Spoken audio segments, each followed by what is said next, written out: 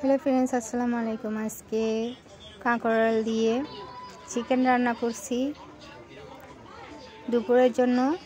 Chef শাল YouTube চ্যানেলে তোমাদের জন্য আরও একটি নতুন ব্লগ নিয়ে আসলাম।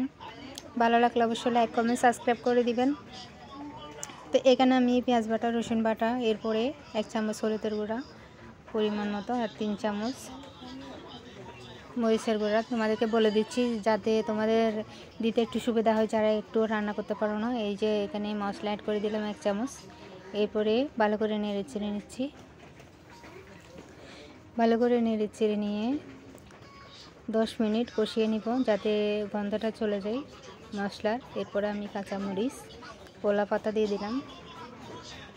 এগুলো দিয়ে আর একটু কষিয়ে নেব। তো এরপর আমি কাঁকরোলগুলো ভালো করে দিয়ে সিদ্ধ করে নেব নেড়ে চেড়ে। তো আমি ছোট ছোট করে পিস করে নিলাম কাঁকরোলগুলো।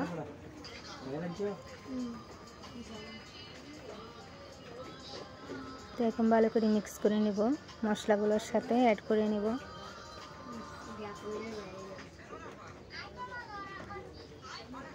তো এই যে আমার ভালো করে মিক্স করা শেষ।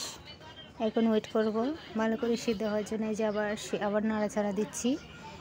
এখন আমার কাঁকরোলগুলো 100% থেকে প্রায় 30% হয়ে গেছে।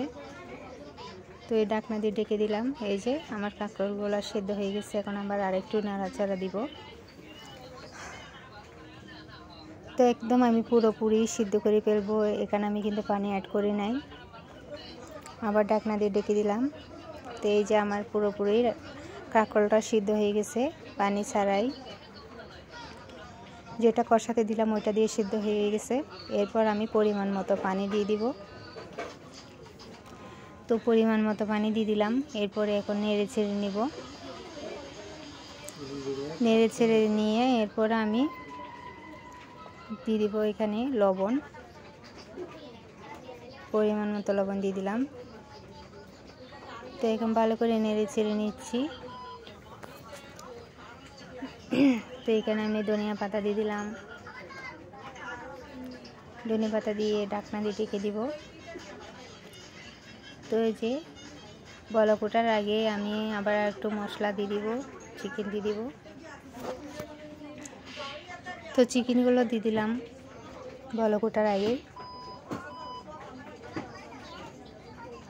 তো এই যে এখন ভালো করে নেড়ে ছেড়ে নিচ্ছি আমি।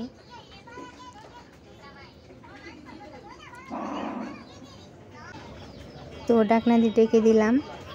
তো কিছুক্ষণ পরে আমার রান্নাটা ব্লক উঠে গেছে। এরপরে আমি মুরগির মশলা ছিটিয়ে দিলাম লাস্টে।